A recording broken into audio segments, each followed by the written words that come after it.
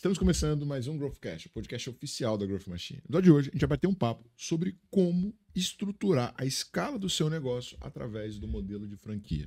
E para bater esse papo com a gente, meu mentor, referência nacional, Marcelo Cheto. Que honra te receber no Growthcast, cara. A honra é minha estar aqui com vocês dois. Você sabe que eu sou seu fã, assim. Acho que e você sabe que eu acredito que na vida tudo é venda, tudo depende de venda, tudo depende de conversão, né? Não tem outro jeito. E vocês estão aí no olho do furacão, na coisa, né? Fazendo acontecer. Então, e vamos crescer mais juntos. Delícia estar aqui, com certeza. Amém, amém. Junto com a gente, Leonardo Alexandre, co-host do podcast, sócio da Growth Machine. Vambora, Léo, vamos entender como é que esse modelo de franquia pode escalar ainda mais os negócios no Brasil, hein? Bora, hoje os podcasts estão se... Então, os que vocês gravaram hoje estão se juntando? Estão tudo falando mais ou menos de franquia. Que legal. Marcelo, cara, conta um pouco, assim, como é que você caiu nesse mundo de franquia? Cara, e por que você é visto como o Midas da franquia, o Papa da franquia, a maior referência do Brasil em estruturação de negócio usando esse modelo de escala? Eu vou começar pela segunda pergunta, que acho que ela é mais fácil de responder, cara. Assim, alguma vantagem tem da gente ser mais velho, né, cara? Basicamente é isso. Então, acho que eu cheguei antes.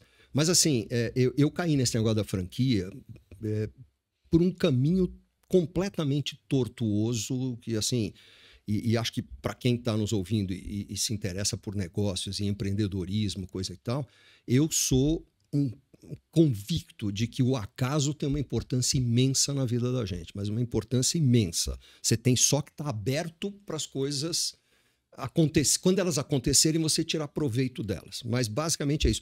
Eu sou de uma família de advogados. Assim, na minha família, todo mundo era, até a minha geração. Meus filhos saíram disso.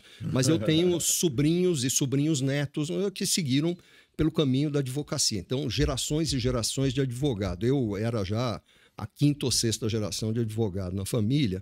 E quando você chegava na hora de fazer faculdade, você nem pensava, pô, era direito, pronto. E aí você já ia trabalhar no escritório de alguém da família. Era aquela coisa ali, a vida estava meio programada como um trilho, né? Onde o trem está em cima, ele vai sair da estação tal e chegar na estação tal e não tem muita dúvida, né? Mas a minha paixão, desde que eu descobri que existe um negócio chamado marketing, a minha paixão sempre foi marketing e publicidade. Eu lia o pouco que existia publicado no Brasil naquela altura, e mesmo alguns livros americanos, sobre marketing, e tinha alguns conceitos muito implantados na minha cabeça. Um deles era o nicho de mercado. Eu tinha esse conceito de que eu precisava encontrar um nicho de mercado, porque meu número de registro na ordem dos advogados, você é obrigado a se inscrever na ordem, passa por um exame, coisa e tal, para poder advogar, né? O meu registro na Ordem dos Advogados do Estado de São Paulo já era 52.100 e alguma coisa. Quer dizer, tinha mais de 52 mil advogados no Estado de São Paulo antes de mim. Porra, cara, se eu não tiver um diferencial, se eu não achar um nicho, sou mais um aí brigando no mesmo mercado, sou um peixinho desse tamanho num lago enorme. Pô, como é que eu consigo ser o peixe maior num lago pequenininho? Eu vou ter que criar esse lago, né? Então, esse é o conceito do nicho de mercado. É você encontrar um espacinho pequeno onde você possa dominar, né? Onde você se posicione como líder. Ser um peixe pequeno num aquário menor do que ser um peixe gigante numa lagoa. Numa lagoa, né? no oceano, como eu estava. Assim, porra, um oceano com peixes cada vez maiores e coisa e tal. E esse conceito estava na minha cabeça quando eu estudava direito em Santos, a minha família de lá, coisa e tal, eu estudava lá. Uma certa altura, no terceiro ano da faculdade, me deu na cabeça pedir transferência para São Paulo, para uma faculdade de São Paulo, e eu arrumei um emprego como estagiário num escritório de advocacia internacional. Naquela altura, um escritório pequeno, hoje é um desses que tem na Faria Lima, não sei quantos andares, 1.000 advogados, coisa e tal, mas naquela altura era meia dúzia de advogados, e a meia dúzia tinha feito mestrado nos Estados Unidos. Todos eles tinham feito mestrado em alguma faculdade nos Estados Unidos. E eles plantaram essa coisa na minha cabeça. Então, para mim, aí vem o segundo conceito. Eu falei agora há pouco do conceito do acaso ser importante. O meio que você frequenta é importantíssimo. Você tem que cuidar muito. Não sei, Leonardo e Thiago, se vocês concordam, mas assim, você ambiente, acaba cara, sendo um pouco o reflexo de quem está à tua volta. Então, você tem que tomar muito cuidado com quem te cerca, quem são teus sócios, quem são os teus executivos, quem é o teu advogado, quem é o teu consultor, quem é o arquiteto que você vai trabalhar, com quem você se casa, com quem você namora, quem são os amigos, porque você vai acabar sendo muito impactado e muito influenciado. Naquele ambiente lá, onde todo mundo tinha feito mestrado nos Estados Unidos, eu passei um ano lá dentro e eu saí convencido de que eu ia fazer mestrado nos Estados Unidos. Eu não tinha dinheiro para ir, eu não sabia como é que eu ia, mas eles também me deram o caminho das pedras. Como é que você consegue bolsa? Como é que não sei o quê? Então, essa coisa, você vai aprendendo com os que estão à tua volta e, me deram. E, para encurtar uma longa história, quando chegou no último ano da faculdade, eu fui aprovado e ganhei uma bolsa para fazer um mestrado em Nova York, na New York University, e fui para lá fazer um mestrado em Direito, né? E lá, de repente, eu caí sem querer, absolutamente sem querer, num curso que falava de franquia. Eu nunca tinha ouvido falar de franquia na minha vida. Quando eu vi aquilo, alguma coisa na minha cabeça disse, tá aí o teu nicho. Esse é o nicho que você está procurando. Então eu voltei para o Brasil tendo na cabeça o conceito de que eu ia ser o primeiro advogado brasileiro especializado em franquia. Só tinha um probleminha com o meu plano. Não tinha franquia no Brasil. Só tinha esse era um pequeno problema. Então, aí, eu passei a escrever artigos que eu mandava para os jornais. Ignoravam, mas eu mandava. Então, eu escrevia artigos sobre franquia, mandava para a Folha de São Paulo, mandava para o Estado de São Paulo, naquela altura, para a Gazeta Mercantil, que era o grande jornal de negócio, de business, né, naquela altura, aqui no Brasil. E até que um belo dia, assim, a Gazeta publicou um artigo meu. Eu sei lá, deve ter caído uma matéria, alguma coisa que o editor tinha que encher um espaço ali. O cara abre a gaveta, começa a procurar, acha um artigo do Marcelo Cheto. Tocou ali. E aquilo deu um impacto legal. As pessoas começaram a falar daquilo. A Folha de São Paulo um dia publicou um artigo meu. Ficou legal, gostaram, teve muita repercussão. Eu preciso confessar que alguma da repercussão fui eu mesmo, né? Que assim, eu, família, não sei o quê, mandando cartas, mandando fax. Naquela altura você mandava fax, né? Telefonando para a redação. Parabéns, essa matéria me interessa muito. E assim foi, até que a Folha criou realmente uma coluna semanal que eu escrevi durante 12 anos. Estava falando isso com o Leonardo agora há pouco. Mas assim, eu caí nesse mundo da franquia completamente sem querer. Esse mundo, e eu criei uma empresa de consultoria junto com um sócio com o tortuoso raciocínio de que eu ia criar uma empresa de consultoria para gerar franqueadores que seriam clientes do meu escritório de advocacia. Na minha cabeça, eu ainda era advogado e eu ia ser advogado. Eu só não contava que eu me apaixonei muito mais pelo lado consultoria do que pelo lado jurídico da coisa. E com o tempo acabei largando o jurídico, deixei de ser advogado para focar no negócio da consultoria. Durante 4 anos eu levei em paralelo até o dia que eu falei, cara, tem que escolher um caminho. Minha mulher teve um papel importantíssimo nisso, porque eu um dia cheguei para ela e falei, não estou mais conseguindo levar as duas coisas, está ficando muito difícil. Ela falou, bom, qual dá mais dinheiro? Eu falei, advocacia, não tem nem dúvida. E qual dá mais prazer? A consultoria, não tem nem dúvida. Então escolhe o prazer e faz dar dinheiro, cara. Então, assim, descobre um jeito desse troço dar dinheiro. Falei, mas o padrão de vida vai cair um pouco. Segura, não tem problema. Então, não é à toa que eu tô com essa mulher há 40 anos. Assim, é um negócio... Mas foi muito importante o apoio dela. E aí fomos criando... eu me lembro de sentar com esse sócio que eu tinha na época, que nem está mais no ramo, mas assim... Eu me lembro de muita gente sentar e fazer o que eu achava que era um plano estratégico. A ignorância, às vezes, é um bem. Eu não tinha noção do que era um plano estratégico, então eu fiz ali uma lista de 10 coisas que a gente tinha que fazer para criar o mercado de franquia no Brasil. Então, temos que lançar um livro sobre franquia. Vamos fazer um livro. E aí foi fazer o livro, cara, né? Vamos criar curso sobre franquia. Vamos criar o curso, sabe? Assim, precisamos fazer um grande evento internacional. Nós sabemos fazer evento internacional? Não, quem sabe? Tinha uma empresinha que estava acabando de nascer naquela época também, chamada HSM, que naquela época a HSM ainda era Harry, Salib e Marina, né? O HSM era... eu entrei em contato com o Salib sem conhecê-lo e falei, Salib, vamos fazer um evento internacional sobre franquia? Quando? sabe assim? E fizemos. Assim, a gente foi fazendo sem ter noção de que não dava para fazer. Acho que essa coisa... Nunca tivemos essa crença autolimitante. Não vai dar. É impossível. Vamos criar uma associação brasileira de franchise? Vamos. Como é que cria uma associação? Não sei. Vamos pesquisar, vamos descobrir. Tem que ter um estatuto. Eu redigi o estatuto à mão. Tem que ter uma ata de fundação.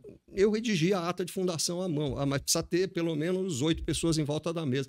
Vamos arrumar 8 pessoas que queiram. Sabe assim, não tinha dificuldade. Acho que essa coisa assim, nunca houve em mim, e nem nesse sócio, alguma crença autolimitante. Não, isso não dá, isso é impossível. Faz, porra. Sabe assim, às vezes não dá pra fazer de um jeito, fazia do outro. Cara, e é engraçado que ouvindo a história do final, né, do início pra cá, parece assim, genial.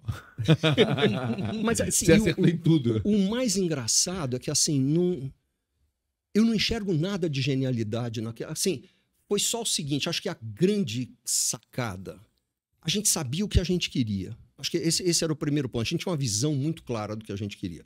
A gente queria criar um mercado brasileiro. Esse papel que a gente escreveu lá, que eu erroneamente chamei de plano estratégico, coisa e tal, na verdade era uma lista de intenções, né? Era uma lista de tarefas quase. Mas o título era pomposo, Criando o Mercado Brasileiro de Franchising, sabe assim? Nós vamos criar um mercado... Porra, hoje em dia, com tudo que eu sei, eu nem me atreveria a pensar em criar um mercado. Porra, assim, é difícil para que é impossível criar um mercado. Não é impossível, cara. Não é impossível. Acho que essa grande sacada assim, é que não é impossível. E provavelmente, como a gente não sabia que podia ser impossível, a gente nunca parou para pensar que era impossível, que era difícil. Que era... Tem que fazer. O que tem que fazer? E hoje a gente faz o quê? Sabe assim? Essa coisa de um passo de cada vez, cara. Um passo de cada vez. E celebrando as pequenas vitórias que conseguia. Teve tropeço no caminho? Teve. Fomos enganados? Fomos. Pô, assim, batemos com a cabeça na parede? Batemos. Faz parte, pô. É até divertido. Cara. Você vai aprendendo. Empreender é sensacional, né? E o que é interessante, não sei se você já viu, eu não lembro agora como é que é o nome, mas tem um termo que é o seguinte, que é a gente sempre... acredita que sabe mais do que realmente sabe, né? E quanto mais você estuda, mais você descobre que não sabe. É isso aí. Isso está acontecendo comigo agora com o italiano, que quando veio a pandemia, eu achei, erroneamente, que a gente ia ficar sem trabalho nenhum.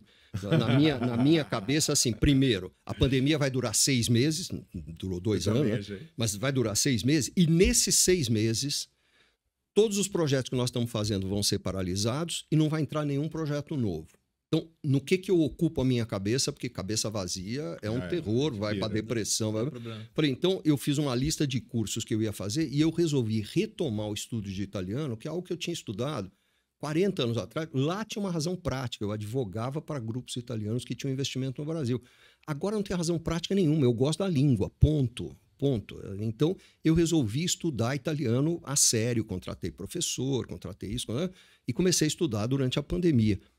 Quanto mais eu estudo, mais eu sei que eu não sei, cara. Eu tenho muita coisa para aprender, sabe? Assim, é muito interessante. E acho que com tudo que a gente faz na vida, as pessoas dizem, você sabe tudo de franquia. Estou aprendendo todos os dias. Todos os dias tem uma coisa que eu não sabia, ou não sabia que dava para fazer desse jeito, ou aparece alguém de um ramo que a gente nunca imaginou que ia franquear, para franquear aquilo ali. A gente tem que quebrar a cabeça de como é que faz.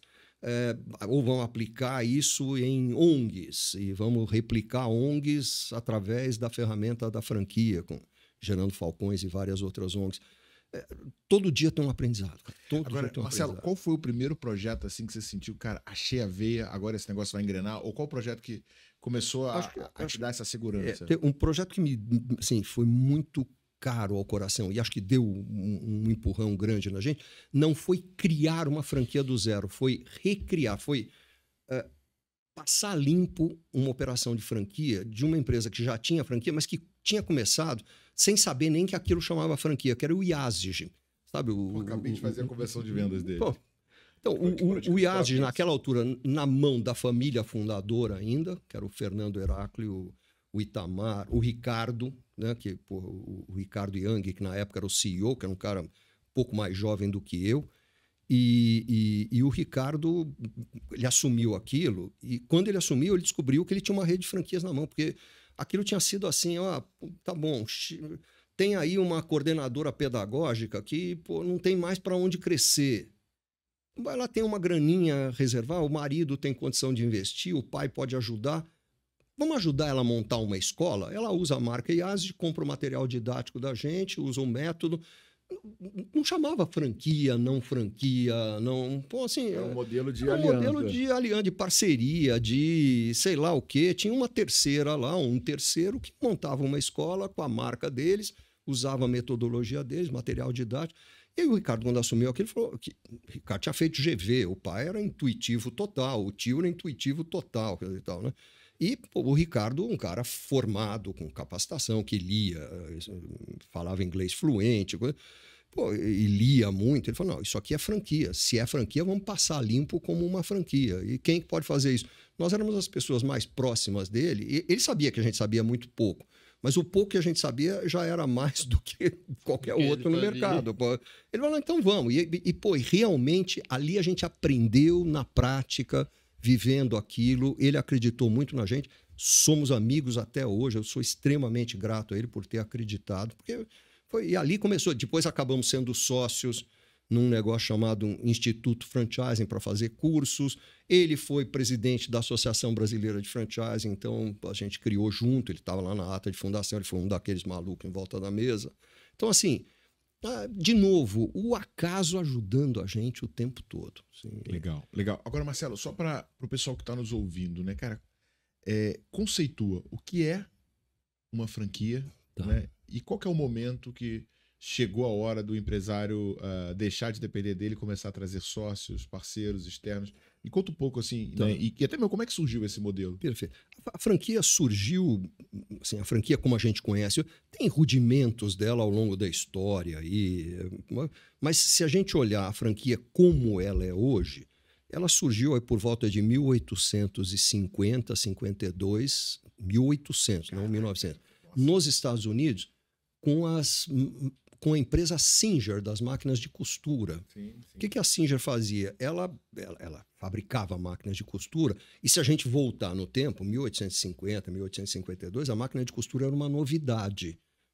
Então, ninguém sabia direito o que era aquilo. Onde é que você vende esse troço, se é novidade? Ela criou, nos Estados Unidos, várias lojinhas, ela tinha lojinhas locais, tocadas por um empresário local, com a marca dela na fachada, que vendia máquina de costura, óleo para lubrificar a máquina, linha para agulha, agulha para máquina, correia de couro para não sei o quê, porque eram aquelas máquinas de pedal, não eram elétricas, evidentemente. Dava cursos de como usar a máquina de costura, coisa e tal. Era um jeito de ir aculturando as pessoas, e começou assim.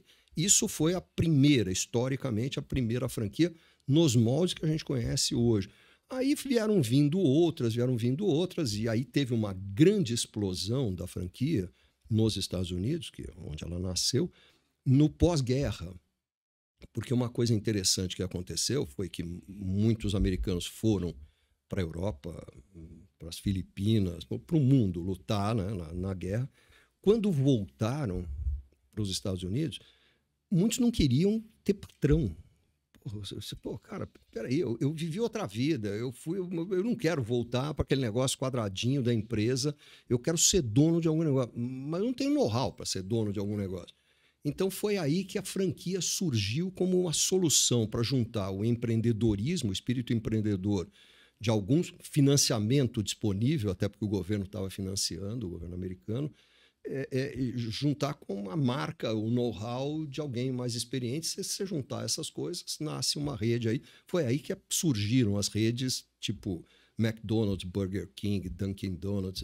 Foi nessa época aí que elas explodiram com esse. Aqui no Brasil é um fenômeno bem mais recente. Os primeiros rudimentos de franquia com essas características que a gente conhece hoje são aí da década de 60, IASG, CCAA, e outras empresas do ramo. Muito no idioma. Muito no idioma, naquela altura, por mera coincidência, ou porque era lógico isso, era um pouco ambiente, plano né? de carreira. De novo ambiente. E assim, meio plano de carreira Porque esse negócio que a gente vê hoje, que né, vocês mesmo, tem gente de vez em quando que sai da estrutura de vocês e cria um negócio, coisa e tal. Do mesmo jeito que eu, tem gente que sai da minha empresa e cria. O Mr. Fisk, que criou a rede Fisk, era professor do IAS. O IAS tinha um curso, ninguém sabe disso, ninguém lembra mais, na década de 50, ensinava inglês pela televisão. Você já tinha ensino remoto de idiomas. Não era no computador, era na televisão. A tal hora tinha lá o Mr. Fisk dando aula. Aí o Mr. Fisk saiu e criou a rede Fisk de escolas, que está aí também, que também cresceu por franquia.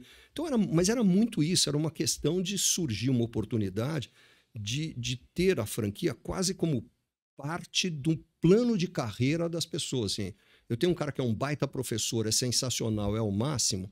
Como é que eu faço para não perder ele? Porque senão ele vai virar concorrente. Porque ou ele vai dar aula particular sem usar a minha marca, sem usar o meu método, ou ele vai criar uma escola, como fez o Fisk. Como é que eu faço ele ficar dentro de casa, de alguma certa forma, mas ao mesmo tempo ter autonomia? Eu transformo ele em franqueado, que ele vai usar o meu método, ele vai usar vai adquirir os materiais didáticos atrás de toda empresa de franquia, toda empresa franqueadora do ramo de ensino, você tem uma editora.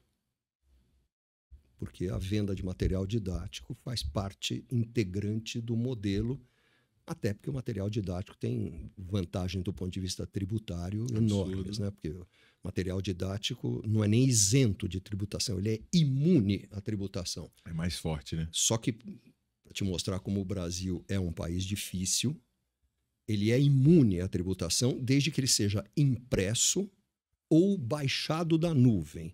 Se você, franqueadora, gravar ele num pendrive da vida, ou antigamente num CD-ROM da vida, e entregar esse e-mail para alguém, aí é tributado. Você só me explica por quê, porque eu não consigo. Mas quando a gente fala de legislação tributária, não adianta buscar lógica, não existe lógica. Não existe lógica. O sistema tributário brasileiro talvez seja o mais perverso que eu conheço, porque ele, inclusive, te estimula a ficar pequeno. Ele desestimula as empresas a crescerem. Se você crescer, é melhor você estar no simples.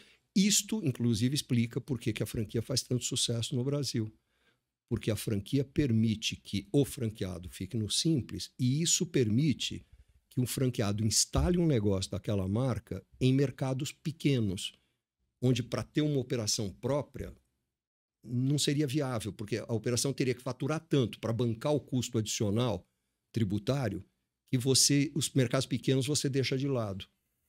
Se você tiver um franqueado ali, você não precisa deixar aquele mercado de lado. Você pode ocupar mercados muito menores com a sua marca, o seu negócio. Você crava a sua bandeira em muito mais lugares. Agora, aqui entra um ponto, né? A gente estava conversando com o Careca outro dia num evento, inclusive um evento que eu encontrei o Magaldi.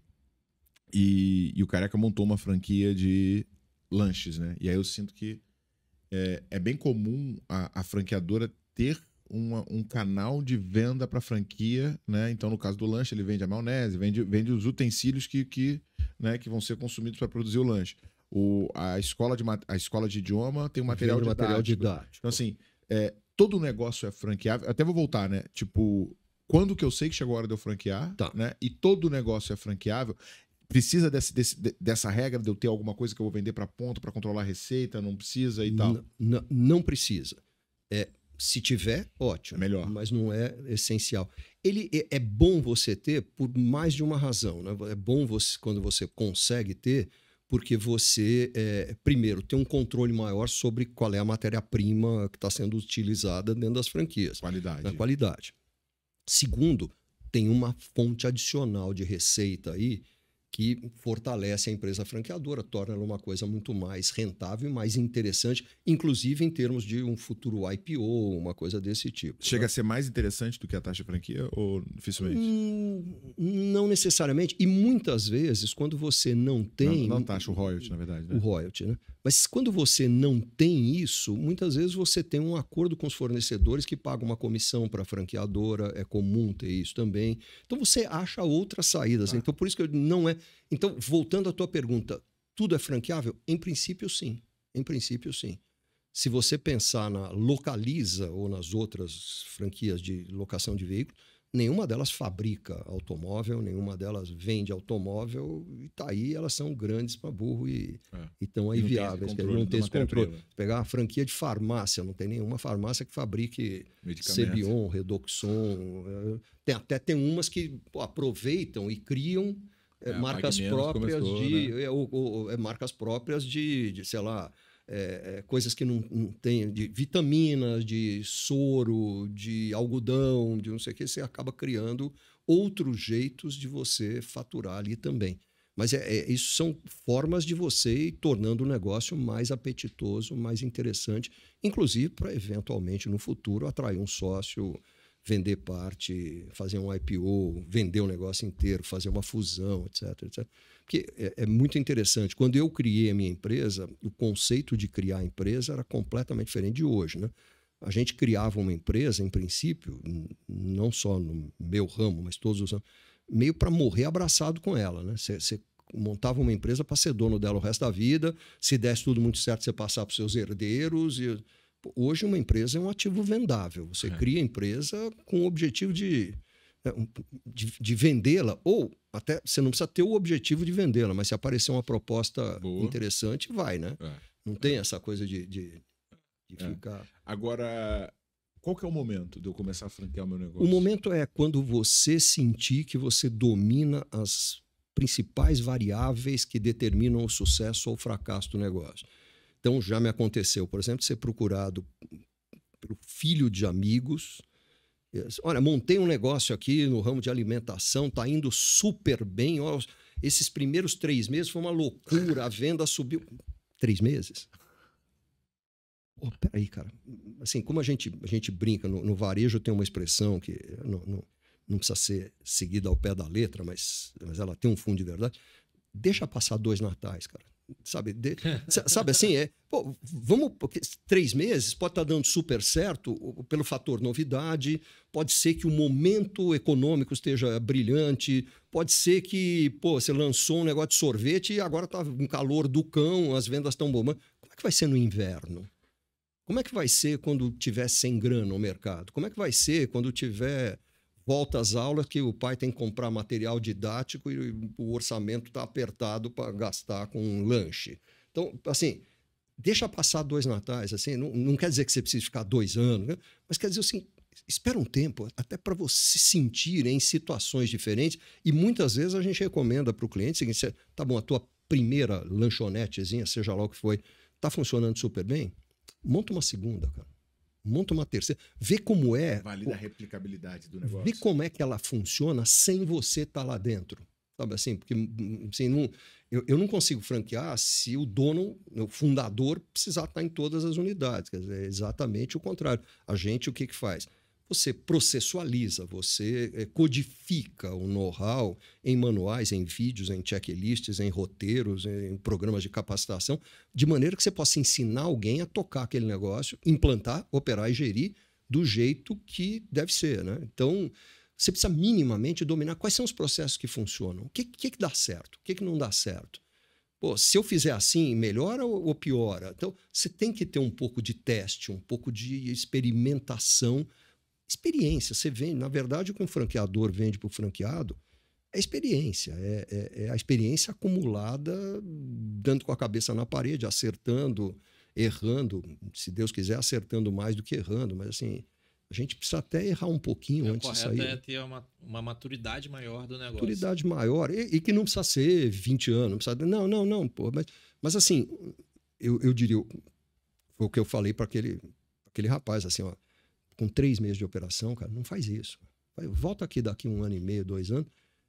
Voltou. Hoje tem uma baita rede de franquia aí, cara. O negócio é do cacete. Mas naquele momento não dava para saber se era do cacete ou era um soluço.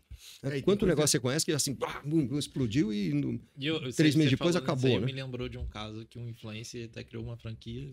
Isso tem vários. Online, vendeu acho que uns 200, 300 franquias. Isso eu tenho visto muito, que esse fenômeno dos influencers é uma coisa muito interessante, porque assim, eu não consigo entendê-lo. Eu aceito que ele existe, eu lido com ele sabendo que ele existe. Mas tem cara... Por que o cara que é um influencer vai dar certo vendendo hambúrguer ou biscoito ou sapato? Por quê? Qual é o know-how dele para produzir aquilo? Qual é o know-how dele para vender aquilo? Qual é o know-how dele de logística daquilo, de marketing daquilo? Assim, então o cara vai lá, faz um AUE danado e depois? Como é que você segura depois do AUE?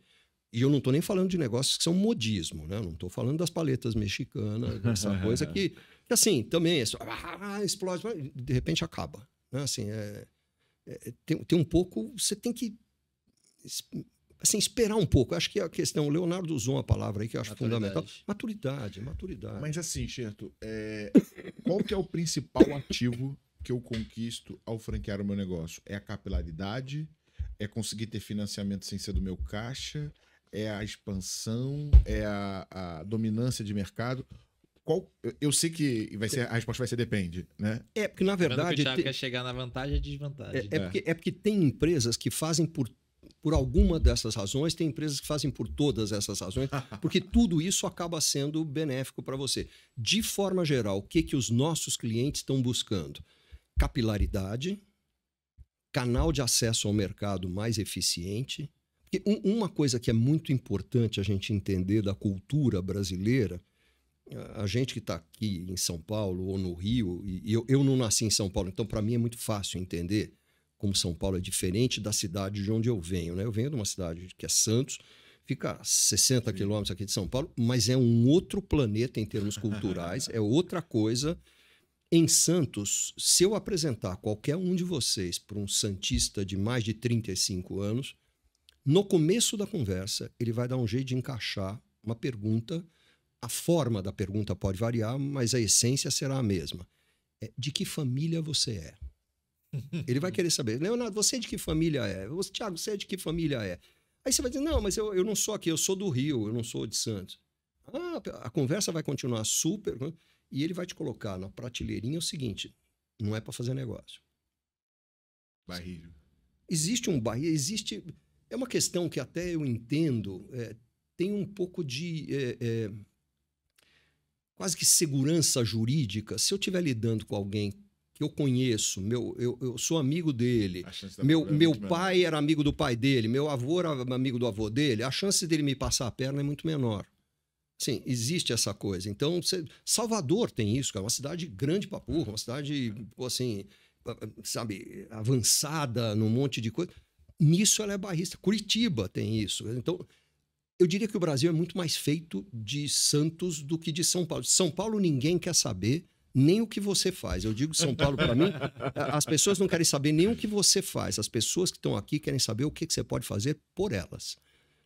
Assim, é uma coisa assim, ninguém nunca me perguntou onde nasceu meu pai, de onde eu sou, qual é a origem, se minha família tem sobrenome ilustre, se não é nada.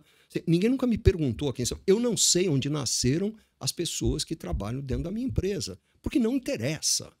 Em Santos eu saberia quem é santista e quem não é. Assim, pô, é muito engraçado, é isso, faz parte, né? Isso...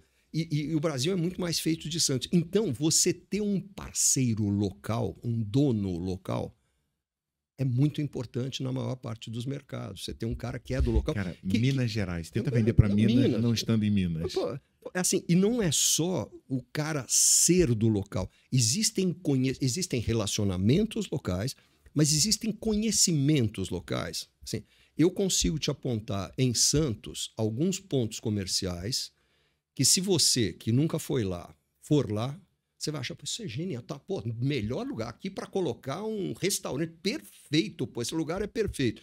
E não vai dar certo. Não, porque a gente brinca até, é uma expressão antiga para burro, mas a gente até brinca, tem caveira de burro enterrada ali.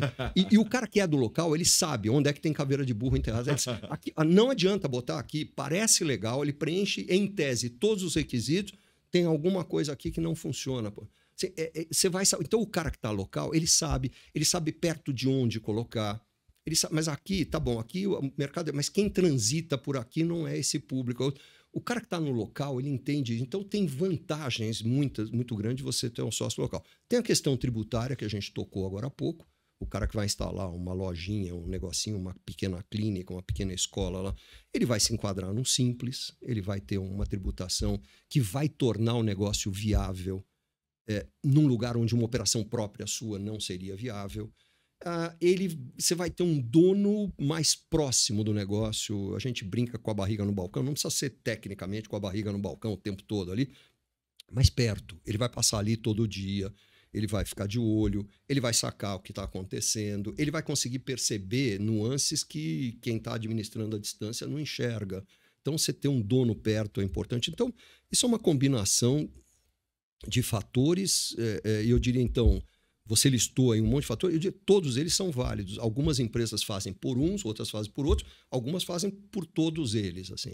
Mas é basicamente isso. Você tem um parceiro local, um sócio local, que, de acordo com modelo de franquia, vai seguir as tuas regras, ele é obrigado a seguir em tudo, no que diga respeito a como é que ele implanta o negócio, qual é o equipamento que ele põe lá dentro, de que cor ele pinta não sei o quê, qual é o piso que vai ter, qual é o software que ele vai usar. Então ele segue todos os padrões para implantar, para operar, sei lá, os 16 passos para fazer um cappuccino dentro da Casa Balduco. São os mesmos 16 passos nas 200 lojas que tem por aí. O pipipi no aquilo ali, a hora certa de virar o hambúrguer. Exatamente, é aquele negócio do dois hambúrgueres, como é que é?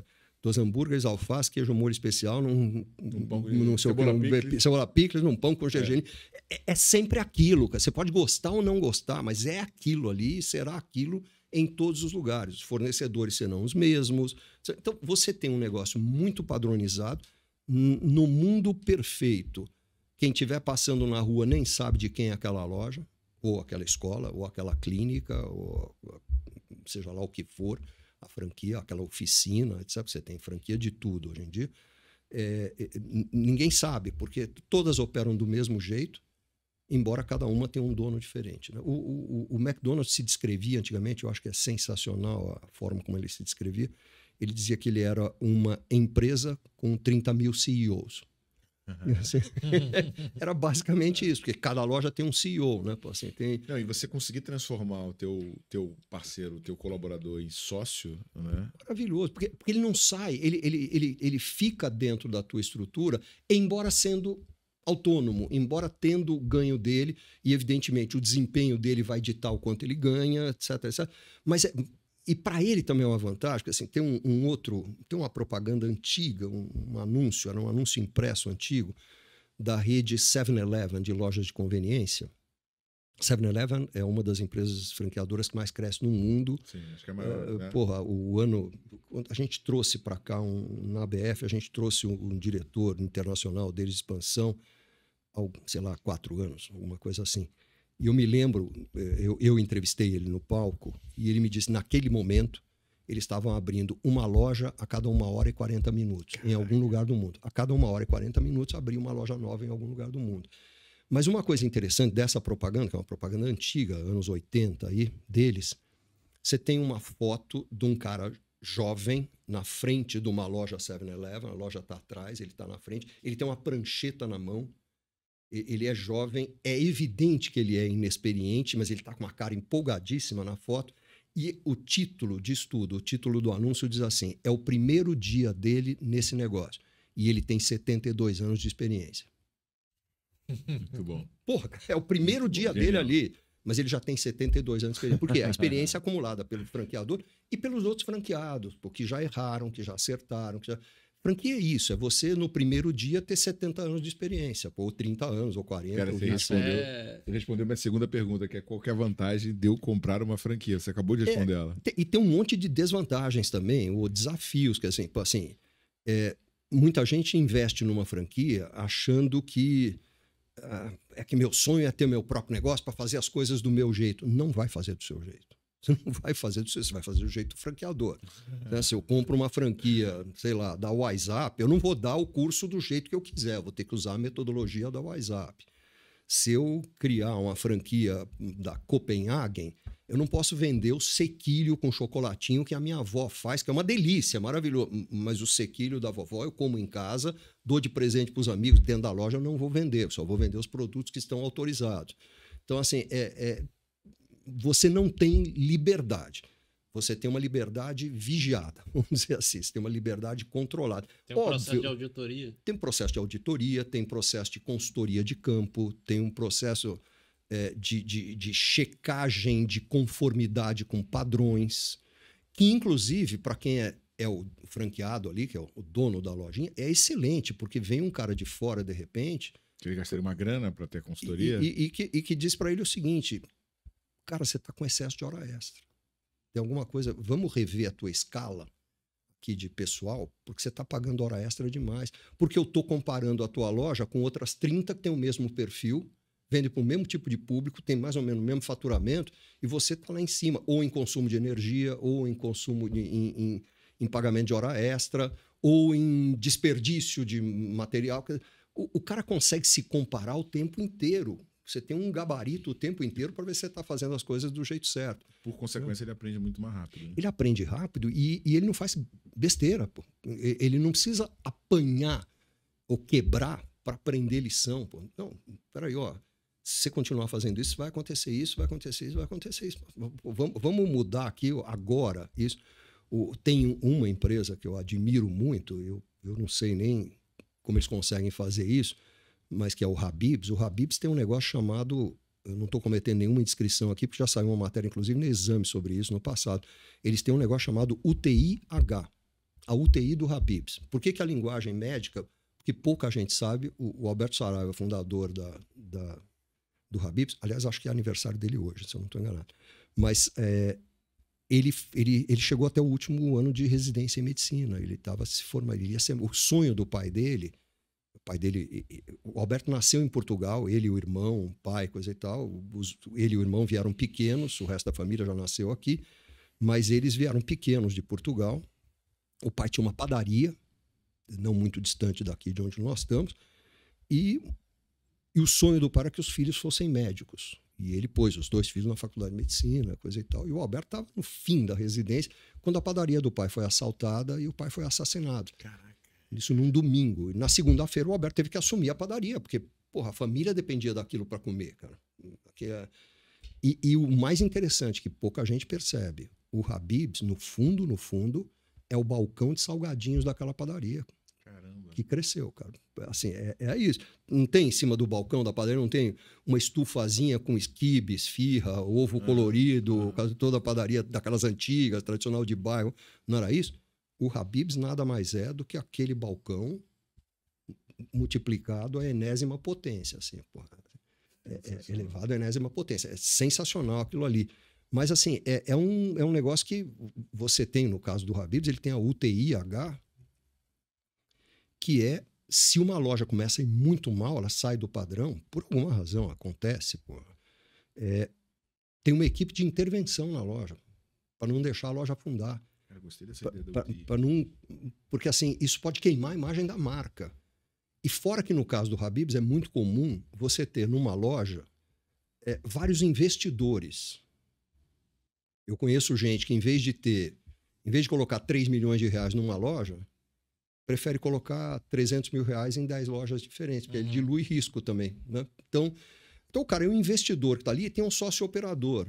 Porra, eu quero saber se o sócio operador... Eu sou investidor, estou com a minha grana. Quero saber se o sócio operador está fazendo as coisas do jeito certo, se ele está pisando na bola, se ele não está relaxando, se ele não está largando a loja na quarta-feira para ir surfar com os amigos em Maresias. Assim, pô, peraí, cacete. Eu botei grana nisso aí, quero retorno. Né? Assim, nós combinamos uma coisa, você vai tocar a loja. Pô, então, vai tocar a loja. Então, tem essa coisa de ter a checagem. Então, mas tem auditoria, tem consultoria de campo, mas também, em compensação, estou com uma dúvida aqui, tem alguém para te responder. Tem um suporte. Tem um suporte. Pô, veio aqui um fiscal e disse que a janela, não sei das quantas, eu tenho que cobrir com tela. Momento, vamos consultar nosso especialista em sei lá, saúde pública. Não precisa ter cobertura de tela, coisa nenhuma. Isso era a lei antiga, a lei mudou em 1900 e não sei o quê, e agora é assim, assim. Você tem alguém que te orienta, tem alguém que está ali para te segurar, tem alguém que está ali para te esclarecer. Estou com dificuldade, cara. Ó, o principal concorrente nosso instalou uma loja aqui do lado da minha, está fazendo uma campanha com preço 50% mais baixo que o meu. Como é que eu reajo a isso? Não sei, nunca passei por isso. Puta, vai alguém da área de marketing lá para estabelecer um plano de ação. Então, assim, tem muita vantagem em ter uma franquia? Tem muita vantagem. Você conta com o know-how do franqueador, você conta com o know-how dos outros franqueados que fazem parte da rede, você tem acesso a produtos, você tem acesso, de repente, a uma palestra do Thiago Reis na convenção, que você foi fazer na palestra na convenção do IASES. Se o cara tem uma escolinha de inglês aqui na esquina, que é só... Ele vai contratar o Thiago Reis como, cara? Como é que ele vai fazer isso? Não vai. Como é que ele vai contratar o Ricardo Amorim para ir lá falar de economia? Não vai. Assim, não tem jeito. Então, você tem vantagens você tem acesso a recursos de empresa grande, mesmo sendo uma empresica pequena, se você é franqueado. Agora, tem todo o resto da amarração. Eu não faço o que eu quero, do jeito que eu quero. Eu faço parte de uma orquestra onde todo mundo tem que tocar a mesma música, cada um está tocando seu instrumento, mas todo mundo toca a mesma música de acordo com a mesma partitura e de acordo com os movimentos do maestro. Porra, não brinca com isso, porque isso pode afetar a imagem da marca, se você começar a pisar na bola. Tem que ter esse controle, né? Cara, o Império Romano ruiu, né, cara? Então, assim, né? Não precisa dizer o quanto que desordenar pode ferrar um negócio, né? Não, e muitas vezes as pessoas ferram com a melhor das intenções. Eu só vou mudar um pouquinho aqui. Só vou mudar, não, olha, não é nada, tô mexendo aqui numa coisinha. Eu falo, pô, uma coisinha às vezes, eu me lembro, você falou do Sandro Magaldi agora há pouco, eu me lembro quando o Sandro estava na HSM e ele me convidava muito para aqueles grandes eventos. Eu fui a um que era um professor de Harvard, da Faculdade de Medicina de Harvard, nem lembro o nome do cara, tinha participado do projeto de mapeamento do genoma humano, é um desses gênios da sei lá o que da vida, porra. E o cara, me lembro dele fazer a seguinte comparação, ele diz assim, olha, a diferença entre do ponto de vista de DNA, a diferença de qualquer das pessoas que está aqui dentro dessa sala e um camundongo é de menos de 5%. Porra, você vê que 5% faz uma diferença brutal. Porra, faz uma diferença brutal, né, quando você está falando de DNA. Quando você está falando de negócio, talvez 5% não faça, 6% já quebra, sabe? Assim, é essa coisa de você... Na verdade, é o seguinte, se você pensa em ser franqueado, lembre-se de que não tem espaço para rebeldia dentro de uma rede de franquia. Você vai ter que fazer as coisas daquele jeito. Eu quero lembrar, assim, muitas vezes eu vejo franqueados dizendo, mas eu tenho que fazer tudo do jeito dele. Eu sempre respondo o mesmo jeito. Alguém encostou um revólver na tua cabeça e te obrigou a assinar esse contrato de franquia? Não. Quando você entrou, você já sabia disso. Então, ninguém te obrigou a entrar e ninguém te obriga a ficar. Sai, porra. Vende o teu negócio. A maioria vai, não, de jeito nenhum, vou vender, é um puta negócio. É um puta negócio porque tem alguém te orientando, cara. Me lembra muito, pô, minha mulher que de vez em quando resolve brigar com o Waze. Na maior parte dos casos se ferra, pô. Mas, o Waze tá mandando ir por aqui, ela vem pra cá, né? Porra, assim. Poucas pessoas vencem. Ô, Léo, quando você olha para o que a gente tá fazendo na Growth, o que você acha da gente virar uma franquia? A gente vai precisar de mais estrutura processual, né? O que você acha que é a vantagem da Growth ser uma franquia? Léo, deixa eu só fazer um parênteses. Graças a Deus você vai precisar de estrutura processual, porque isso é o que a gente faz, cara. Só fechando parênteses. Cara, eu vejo que a gente vai ter uma possibilidade de alcançar regiões que a gente não alcança hoje. Hoje a gente tem um alcance bem grande, até digitalmente. Quando a gente olha nossos números, a gente tem 30 milhões de pessoas visualizando nossos canais geralmente por mês, né? Às vezes até mais. Mas ainda não chega em todos os locais. Tem local que a gente vai que a galera às vezes não conhece o Thiago, às vezes não conhece a Growth. Vocês fazem o quê? Né? E aí quando a gente vai ver, existe uma necessidade naquele mercado do que a gente faz. Né? Então eu acho que essa ponto de tocar aquele mercado com a marca, igual as escolas, né? Pô, tu passa em vários locais, McDonald's. Pô, mano, eu fui pro outro lado do mundo, fui lá para Panamá, fui para outros países. O McDonald's tá lá. Leonardo, tem mais um aspecto que eu acho interessante. Eu conheço a Growth muito menos do que vocês, evidentemente, mas tem mais dois aspectos que eu acho que poderia ser interessante para vocês. Esse negócio que você está falando de estar no local, é que muitas vezes a conversão tem que ser olho no olho. Assim, a cultura local, assim, principalmente vocês estão muitas vezes voltados para orientar o pequeno empresário ou médio empresário ou uma pessoa da equipe dele. Diferente fazer online e presencial. É completamente diferente. O curso ele pode até fazer online, mas a conversão, ele precisa olhar no olho, ele precisa... Eu vejo essa coisa de... O comportamento de compra da pequena empresa é muito mais semelhante ao comportamento de compra de uma pessoa física do que ao comportamento de compra de uma grande empresa. A pequena empresa não é uma grande empresa pequenininha. É uma pessoa física com CNPJ. Então, assim, a relação pessoal, a confiança, tomar cafezinho junto, não é tomar 2, tomar 3, saber se o cara com quem ele está conversando é sócio do Lions ou é sócio do Rotary, frequenta a igreja batista ou frequenta a igreja católica, vai no clube tal ou vai no clube tal. Essas coisas fazem, então você ter uma presença física local, nem que seja uma única pessoa, acho que faz uma baita diferença. E no caso de vocês, eu enxergo algo muito semelhante ao IASG que a gente está falando e as outras, que essa coisa, vocês formam um bando de mentores todo ano. Pô, e chega num ponto que alguns desses caras saem da estrutura, porque não vem mais espaço para crescer aí dentro de você. Pô, será que não dá para aproveitar esses caras e continuar mantendo eles dentro do ecossistema growth, mas com autonomia, com um negócio deles, onde se eles desempenharem mais, vão ganhar muito mais e vão se sentir donos. Tem essa coisa de... a sensação, eu sou dono, aqui eu mando, sabe? Essa coisa assim, aqui, isso aqui é meu, eu estou trabalhando para mim, estou trabalhando para o melhor patrão do mundo, para mim, não estou trabalhando para o Leonardo e para o Thiago.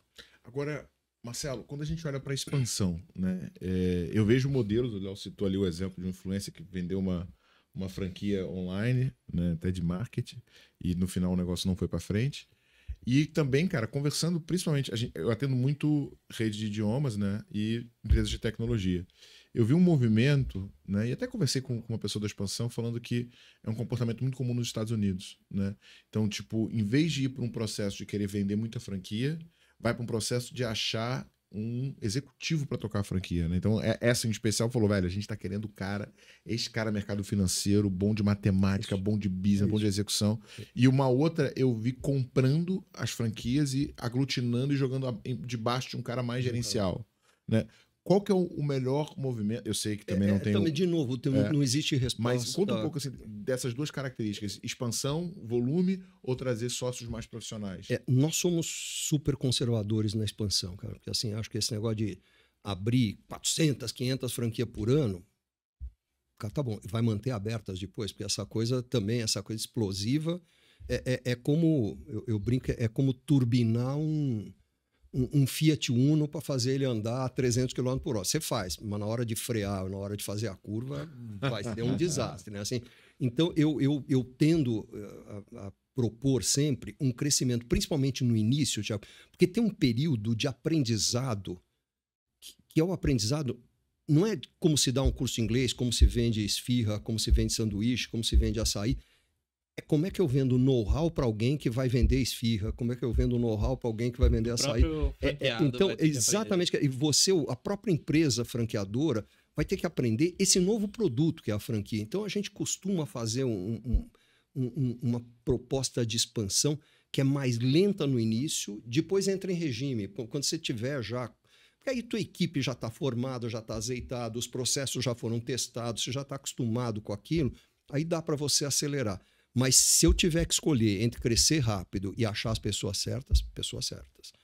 Eu prefiro crescer mais devagar com as pessoas. Isso aí, pegar um cara que é o cara. É este cara que vai dar certo. Esse cara tem um perfil que eu quero para tocar esse negócio. Não, e a gente viu até no filme do McDonald's, né, que ele muda o perfil, né? Que a gente até conversou isso, né, recentemente. Que era um investidor que não ia para um negócio e depois trouxe o cara que era o sustento dele, então, né? E hoje há um novo movimento que é, em vez de você trazer... Porque quando você traz o operador é esse cara que fica com a barriga no balcão, ele não consegue operar vários negócios, porque ele precisa estar em cada um deles. Esse é o perfil.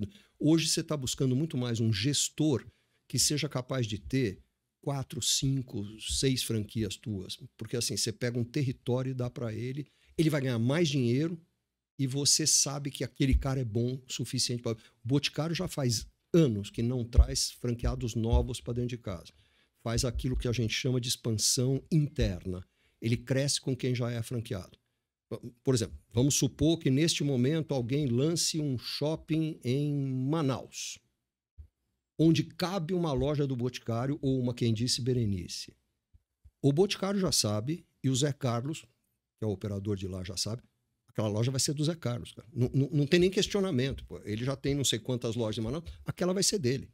Ponto. Assim, por que eu vou crescer com um cara novo que eu não conheço, que eu não sei se é bom, quando eu tenho um cara lá que é super competente, que, aliás, além de ter Boticário, tem Richards, tem não sei o quê, o cara deve ter 20, 30 franquias diferentes dentro de Manaus, ou 10, ou 15.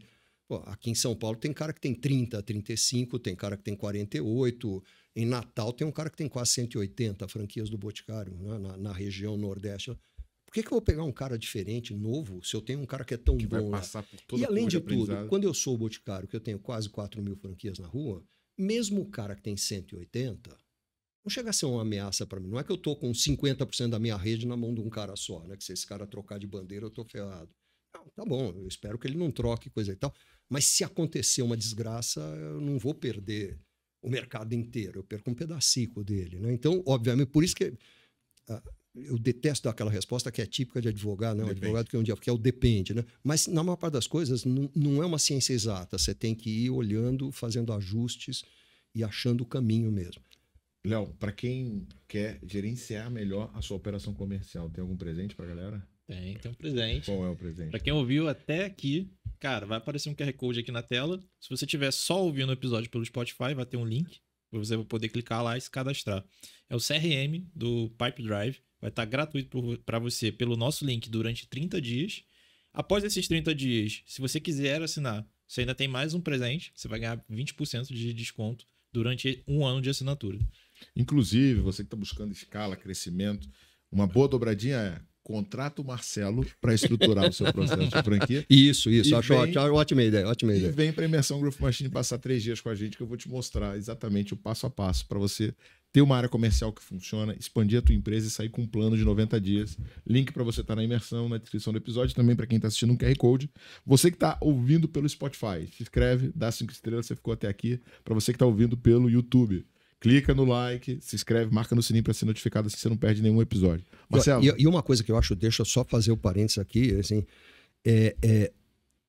todo mundo é vendedor o tempo todo, cara. Então, aprender a vender é fundamental. Se você quer uma habilidade, eu acho que se algo me ajudou na vida, é que eu intuitivamente sabia vender. Não é só vender projeto contra dinheiro, vender ideias, vender convencimento, vender propostas de caminho. Você está vendendo, quando você está conversando com tua mulher ou para convencer ela que você precisa trocar de bicicleta em vez de trocar o estofado da sala, isso é uma venda, cara. Você está vendendo o tempo inteiro. Então, entender como funcionam os mecanismos de venda, entender como é que você converte a pessoa que está do outro lado para aquilo que você quer que ela faça. Toda vez que você quer que alguém faça ou deixe de fazer alguma coisa, é uma venda que você está fazendo. Você pode chamar pelo nome que você quiser, mas isso é uma venda. Então, acho que, vocês têm muito para ajudar o cara, não é só na empresa, é na vida dele, para mudar a vida das pessoas. Vendas é um instrumento de libertação, né? Quando o empreendedor não vende, ele vira refém da empresa dele. É isso. E ele vai ser o último a ganhar dinheiro. Ele paga todo mundo para depois ver se sobra alguma coisa. E outra coisa, o departamento mais importante de qualquer empresa é venda, porque se não tiver venda, não precisa do resto todo, né, cara? Assim, uma empresa existe para criar e manter clientes, cara. É só para isso que ela existe. Tudo que ela faz tem que ser em função disso e nada mais, cara. Marcelo, tomei a decisão de montar minha franquia e preciso da sua ajuda, preciso da ajuda da Xerto. Como é que eu faço para te encontrar? Bom, nós estamos nas redes sociais todas aí, ou como Xerto Consultoria, ou como Marcelo Xerto. Nós temos site xerto.com.br também. Xerto é CHERTO, porque eu já vi escrito de todos os jeitos possíveis. Com X, com SH, com tudo, com XSH, tem de tudo aí. CH, então, galera. nós estamos super disponíveis aí em todos os canais possíveis. Temos canal no YouTube, temos tudo. Mas, assim, eu recomendo muito quem está pensando em fazer franquia que se eduque, que aprenda, que procure ler, que pesquise. Hoje em dia ninguém pode reclamar de falta de informação. Aliás, ao contrário, nós estamos sofrendo... Como é que o Walter Longo outro dia chamou? Uma infoxicação, né? Ele chama, é uma intoxicação por excesso de informação. Você hoje em dia, ainda mais com um ChatGPT da vida, com o Google, ninguém mais pode reclamar de falta de conhecimento, de falta de informação. É só pesquisar, e tem bons cursos aí, tem boas coisas. E se quiser uma consultoria, modestamente, nós estamos há quase 40 anos no mercado fazendo isso. Alguma coisinha a gente aprendeu e continua aprendendo todo dia. Muito bom. Léo, para quem chegou até o final, tem algum presente? Tem mais um presente. Marca a gente aqui, ó, tira um print da tela, marca a gente no Stories do Instagram, né? @Marcelo Xerto, @Thiago Reis com TH. @leonardo.alexandre.si. Você marcando a gente, o que vai acontecer? Automaticamente você vai receber uma mensagem no seu direct com um link lá de presente para você. Brabo. Você é o Papai Noel aqui do pedaço, eu já percebi. Você é o homem dos Tudo de bom, presentes. É tudo de bom esse cara. Marcelo, gratidão. Obrigado Nossa, pelo seu tempo. Olha, uma honra estar Obrigado aqui com por vocês. essa aula. Prazer. Prazer enorme aqui, muito bom estar aqui com vocês. Bora, pra conta.